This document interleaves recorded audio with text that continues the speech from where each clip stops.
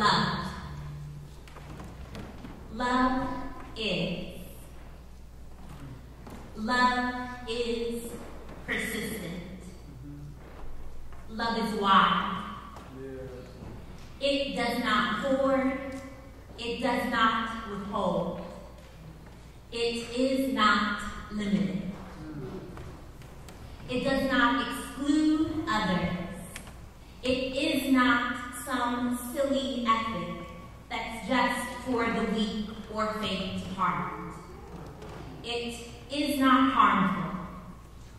It does not keep what is good, what is just from another. Love does not come easy, but it does graft us together.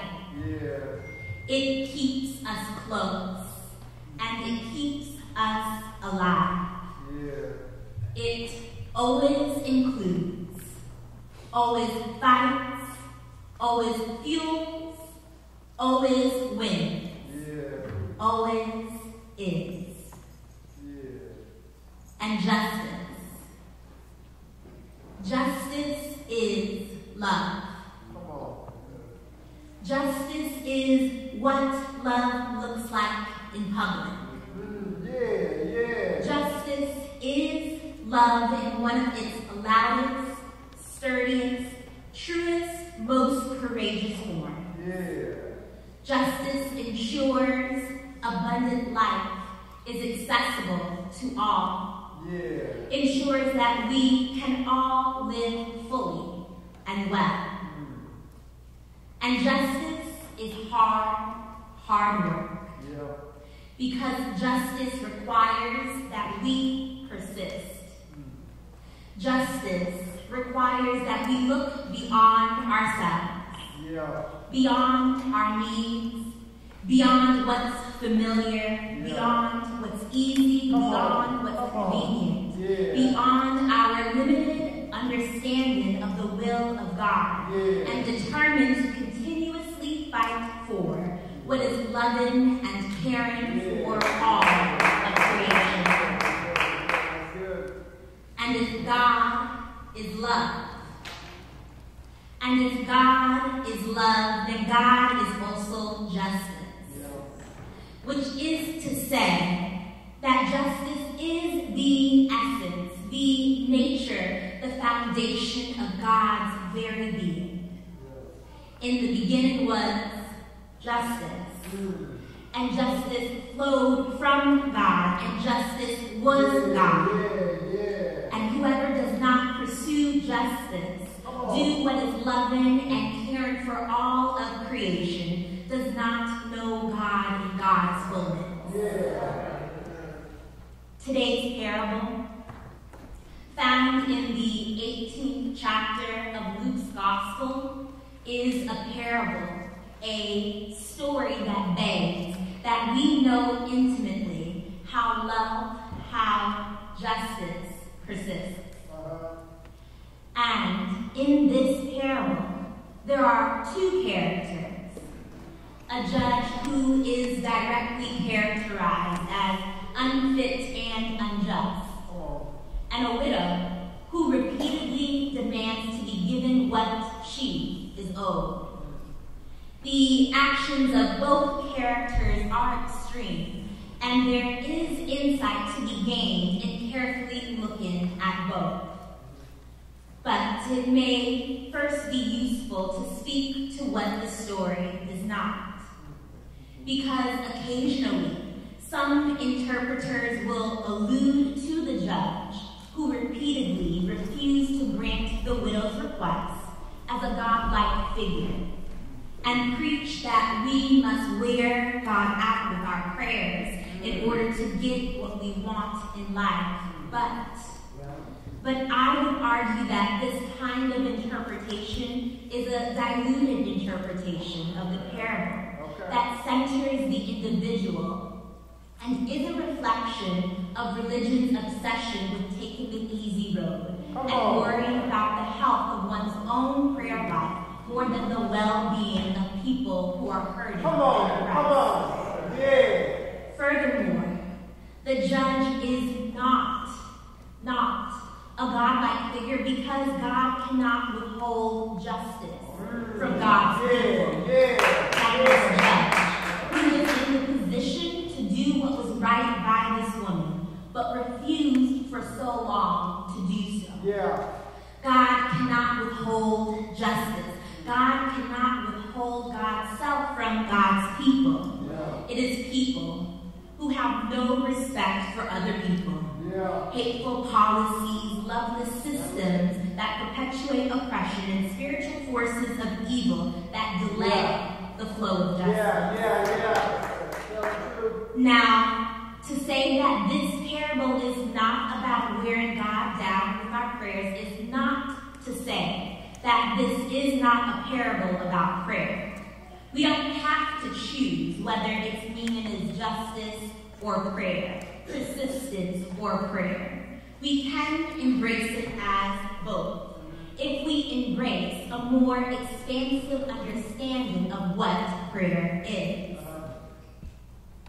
Not too long ago, we were invited by Pastor Jay to see prayer, to understand prayer as a posture of possibility. Prayer is that, and prayer is doing the work to connect hope to action, possibility to practice, in order to realize a just society in which everyone can live fully and well. Like the African proverbs suggests, when you pray, move your feet. She prayed. Her prayer was embodied. She wrapped flesh around the prayer that she professed. This woman, this widow prayed, and her praying without ceasing looked like her returning to the judge day after day after day after day until justice was secured. The judge in this parable was confused.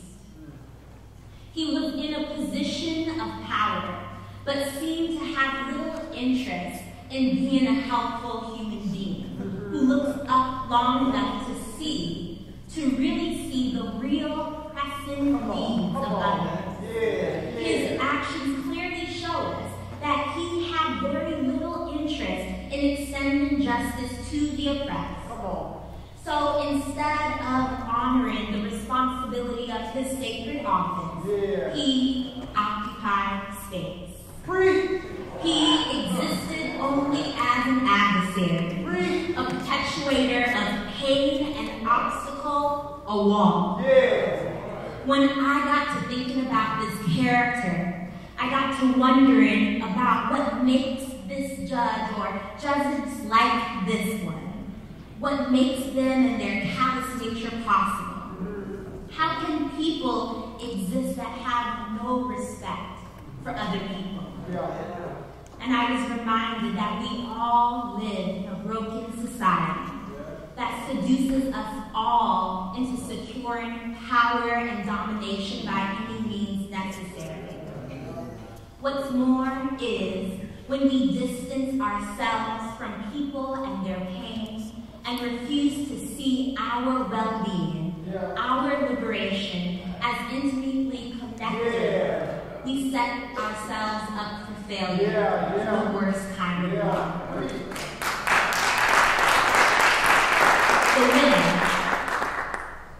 The woman in this parable was persistent. And as a woman who was a widow, in her context, she most definitely lived with her back perpetually against the wall. We know that she was probably struggling against poverty. We know that being without the support of her husband meant that she was amongst the most vulnerable in her community. We know that if she had any grievances, that she could only be represented by a male in public. And we know that she was human, which is to say that she was not smarter, stronger, more spiritual, or more equipped for doing the hard work of justice. But at some point in her journey, she was confronted with a deep knowing that what she needed, what her people needed to survive, had to be. And she decided to keep on doing something about it. Undoubtedly, she gave up something in using her time, her energy, and her limited resources to continuously go before a corrupt judge that refused to see or hear her. Perhaps she was driven by fear of homelessness or starvation. Maybe she was driven by sheer desperation or a quieter knowing that this had to be.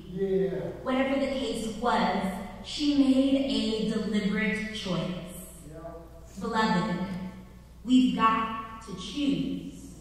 We've got to choose to persist. Come on. Like all humans do, this woman probably got to a point where she grew frustrated, where she felt as though she might as well quit. But she kept on pressing, kept on demanding, kept on praying, and thus her life preaches a powerful, powerful message that I believe sounds something like Langston Hughes's poem, Mother to Son. Perhaps you know what I'm talking about. Her life sings, "Well, child, I'll tell you, life for me ain't been no crystal stair. It's had tacks in it, and splinters, and boards torn up, and places with no carpet on the floor, bare. But all the time, I've been a climbing up, and reaching landings, and turning corners, and sometimes going in the dark, where there ain't been no light. So child, don't you turn back. Don't you sit down on the steps, because you find it kind of hard. Don't you fall mad, for I still climbing, honey. And life for me ain't been no crystal stair. Beloved, we've got to keep climbing. Keep on pressing, keep on demanding. We've got to keep praying, and we've got to keep fighting. Why? Why was she so persistent? What did this woman know, I wonder? I believe that she knew in her gut that what she had wasn't it. I believe that she knew because she lived like she knew that she had the right to continuously push back against any obstacles, any social boundaries, and challenge all ways of thinking that got in the way of her getting what she deserved in life. And I would like to suggest that she knew that ultimately, justice was not the judge's to give. Ultimately, justice was not the judge's to give. His insensitiveness and disregard for others delayed it, yes. But ultimately, God is love. And God is justice. That is, God cannot be put in a box or kept from God's people.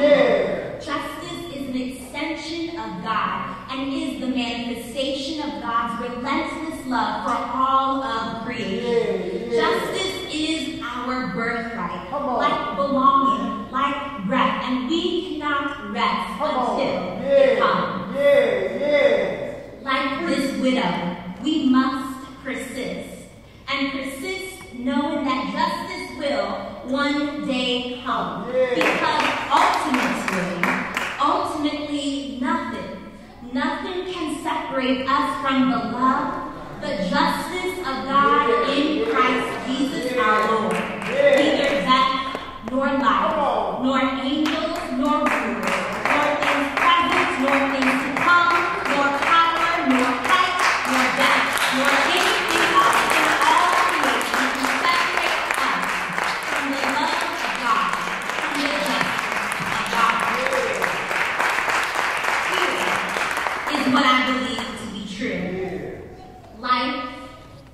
hard. And we are living in very sad, very difficult times.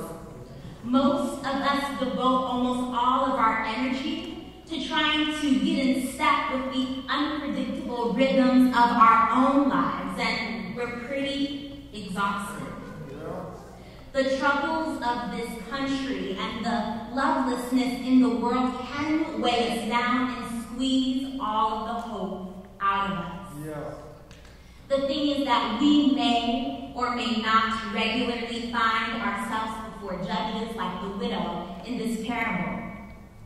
But wherever we find ourselves, whatever communities we find ourselves in, we've got to love persistently.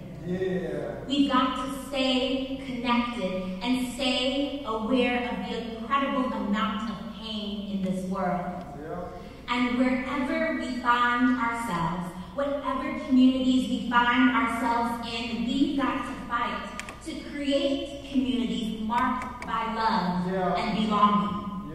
What I'm talking about here is cultivating a love ethic in our own lives that seeps into our communities. This is not easy work. But if we persist in this broken world to secure the love, the justice that is ours, surely it will one day come. Because love is persistent and love is wide. It does not hoard, it does not withhold. It is not limited. It does not exclude others. It's not some silly ethic that's just for the weak or faint of heart. It's not all unicorns and rainbows. It is not harmful. Love does not keep what is good, what is just, from another. And love does not come easy. But it does graft us together. It keeps us close and it keeps us alive. It always includes, always fights, always fuels, always wins, and always is. And justice. Justice is love.